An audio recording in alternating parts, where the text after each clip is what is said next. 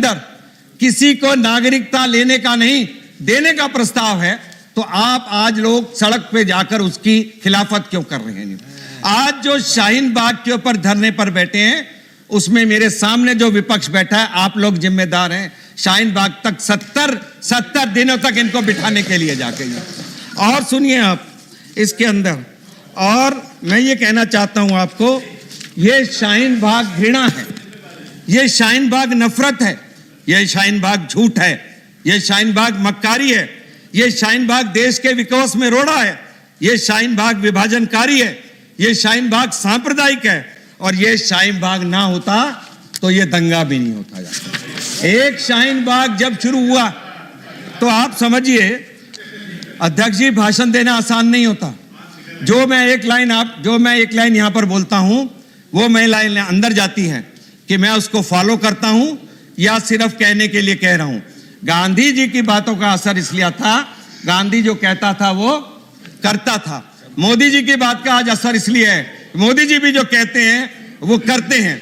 मेरे गृह मंत्री की भी बात का असर इसलिए है, गृह मंत्री कह देगा 370 हो लगेगा तो लगा के रहता है, गृह मंत्री कह देगा 35 के ऊपर काम करेंगे तो करेंगे, गृह मंत्री कहेगा सीए आएगा और 1 इंच भी पीछे नहीं हटकेगा तो नहीं होगा, गृह मंत्री कहेगा एनपीआर आएगा तो एनपीआर आएगा, और गृह मंत्री कहेगा दंगाइयों को सजा मिलेगी, तो आप मान लेना एक दंगाई को सजा मिलेगी, चाहे वो किसी भी धर्म का हो।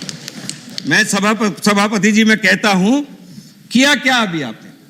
हम लोग बड़े बड़े फैसले लेते रहे, आप रोड़े अटकाते रहे, कोई जीएसटी, कोई 370, कोई 3 तलाक, कोई सर्जिकल स्ट्राइक, और अब कोरोना वायरस से अपने लोगों को जो हमने एयरलिफ्ट किया है।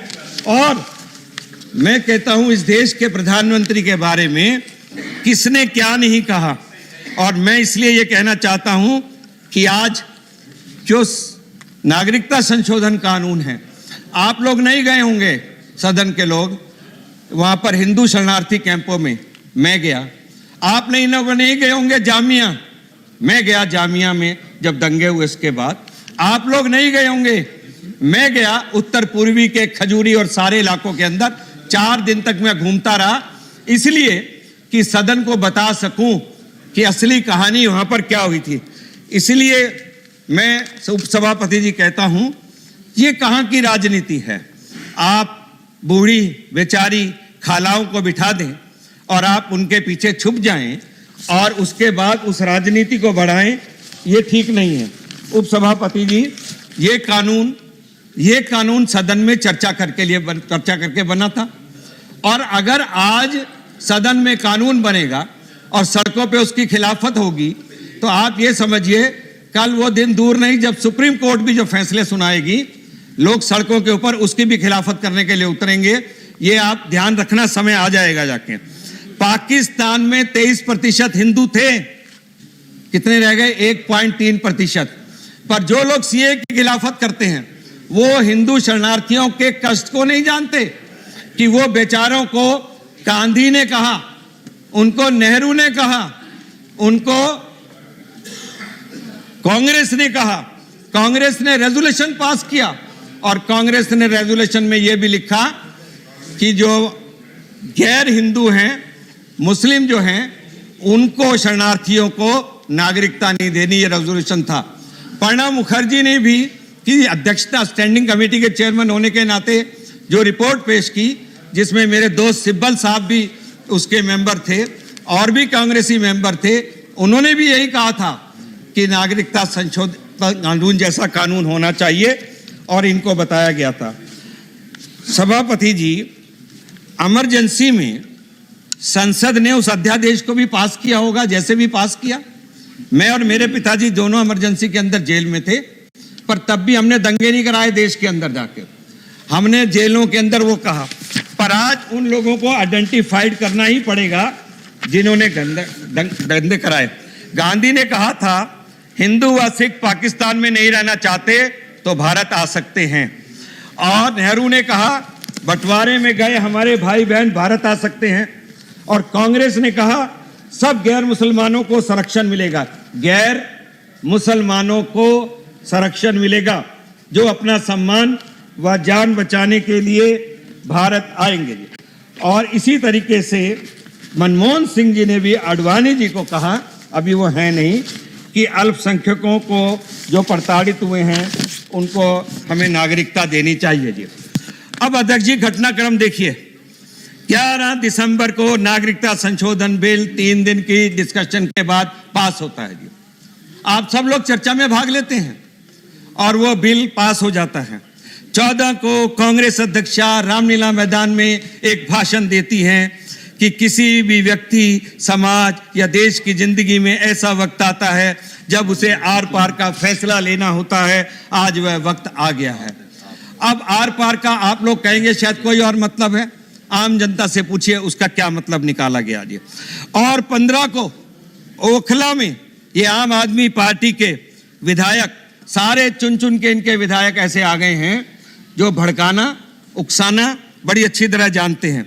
वो भड़काऊ भाषण देते हैं कि हे मुस्लिम भाइयों, आजादी से जीना व सांस लेना हमारे लिए मुश्किल हो जाएगा इस राज्य में। अगर माइक पर अजान दी जाएगी तो अभी गोली मारो बहुत पहले का स्टेटमेंट था और हमारे गृह मंत्री जी ने कह दिया था, उसके कारण कुछ नहीं हुआ जी। और सुनिए और उसके बाद अजान में माइक बंद कर दिए जाएंगे। कोई मुस्लिम टोपी और दाढ़ी नहीं रख पाएगा, औरतें बुर्का नहीं पहन पाएंगी। जब ऐसे भड़काऊ भाषण होंगे तो दंगों की तो पृष्ठभूमि तैयार हो जाएगी। और 15 तारीख को क्या हुआ इसके बाद जानते हैं? 15 को सीए के खिलाफ जामिया में हिंसात्मक प्रदर्शन हो गया। बस जली, स्कूटर जले, न्यू फ्रेंड्स कॉलोनी जो शांत इलाका था उसको भड़का दिया गया एकदम, और वो आग में जल पड़ी। और वहां पर 1500 चप्पलें मिली। स्टूडेंट्स 1500 चप्पल नहीं पहनता। ये लोग कहां से लाए गए थे, क्यों लाए गए थे, इस सारे को सोचना होगा। पर इससे भी ज्यादा हुआ, उससे भी ज्यादा जो हुआ कि जामिया में जो आग जली हुई उसमें, अरे बीच में नहीं बोल रहे अभी सुनिए, बैठिए आप बैठिए, आप बैठिए। क्या नाम है इनका? क्या नाम है? नाम क्या? साहू जी, मैं स्टूडेंट लीडर रहा हूं, मुझे मालूम है स्टूडेंट्स की जहनियत क्या होती है। और उसके बाद एक समझ लीजिए बात को जी, कि जामिया के अंदर जब ये लोग गए तो एक वीडियो वायरल हुआ तो मेरा मुंह सूख गया। उस वीडियो में पुलिस जो थी वो जाके लाइब्रेरी के अंदर वो डंडों से वार कर रही थी। तो मैंने कहा भाई देखिए ये क्या आया। उसके 5 मिनट बाद दूसरा वीडियो आ जाता है जिसमें दिखाई देता है कि लोग पत्थर लेकर हिंसात्मक होकर और लाइब्रेरी के अंदर जा रहे हैं, दरवाजे बंद कर रहे हैं, मेजें अड़ा रहे हैं। और पुलिस वहां गई। उसके बाद पुलिस को जितना डिमोरलाइज किया गया, जितना निंदा की गई कि भाई पुलिस वहां पर गई क्यों ये बताइए, और पुलिस ने बड़ी ब्रुटैलिटी की। उसी पुलिस के बारे में जेएनयू के समय आप लोग ये कहने लग गए पुलिस क्यों नहीं गई, पुलिस क्यों नहीं गई। अरे इतना आप डिमोरलाइज करेंगे? 70 दिन तक शाहीन बाग के अंदर धरना चलेगा और धरना इस बात का इंतजार करेगा कि पुलिस कुछ एक्शन करे और हम वहां पर हिंसक हो जाएं। मुझे बताइए महिलाओं को बिठाने और भेजने वाले कौन लोग थे? किसकी पार्टी ने कहा था कि हम शाहीन बाग के साथ हैं? किसकी पार्टी ने कहा था? कौन कौन से कांग्रेस के नेता वहां जा जाकर भाषण भड़काऊ देकर आए थे? उनके नाम बताइए जाके जी। हमने ही गए थे, आपके नेता गए थे, मणिशंकर अय्यर, एक नाम तो मैं अभी आपको ध्यान करा देता हूं, आप कह दीजिए हमारे नेता नहीं है जी।